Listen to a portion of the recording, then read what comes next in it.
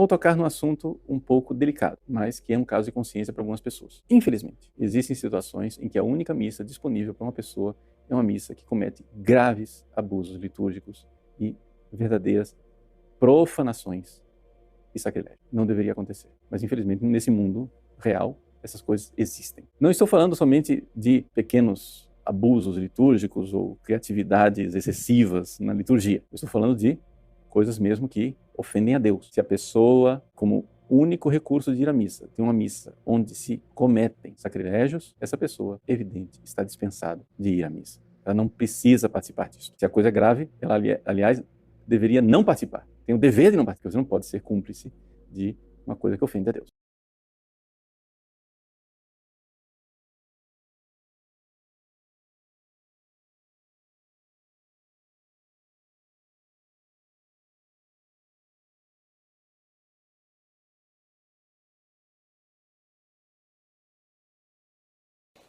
Dom Marcelo Lefebvre foi um bispo que teve sérias dificuldades com esses textos do concílio, além de ter uma dificuldade muito grande com a reforma litúrgica que veio depois do concílio, que não é obra do concílio propriamente dita.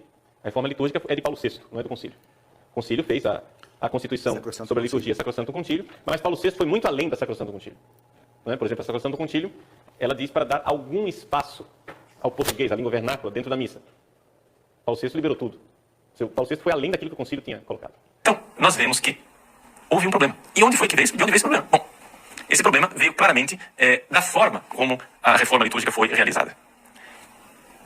Quando o Papa Paulo VI terminou o concílio, não é? Nós tínhamos na mão uma constituição sobre a liturgia, chamada Sacrosantum Concilium. Sacrosantum Concilium não mandou ninguém escrever um missal novo, porque, aliás, nunca houve isso na história da igreja. Ou seja, nunca houve na história da igreja a confecção de um missal do nada. Pronto, tá aí o missal escrito, como dizem os italianos, a tavolino, né? Você senta na sua mesa e escreve o missal. Vou escrever o missal. Pronto, escrevi o missal. Então, isso não existiu na história da igreja. O que aconteceu com o missal de Paulo VI foi verdadeiramente uma revolução litúrgica. Você vai dizer, mas padre, isso daí o senhor está adotando a linguagem dos tradicionalistas. Não, mas não estou eu adotando a linguagem dos tradicionalistas. Eu estou dizendo aquilo que os próprios defensores da reforma litúrgica dizem. Por exemplo, o padre Gélineau, né? Famosíssimo padre Gélineau, ninguém duvida que padre Gélineau era um defensor convicto do missal de Paulo VI. Ele diz com toda clareza que o rito romano, tal qual nós o conhecemos, não existe mais. Foi essa a conclusão dele. O rito romano, tal qual nós o conhecemos, não existe mais. Foi colocado abaixo. De tal forma que, quando você vê uma missa de Pio V e uma missa de Paulo VI, dificilmente você consegue enxergar que trata-se do mesmo rito. Não é?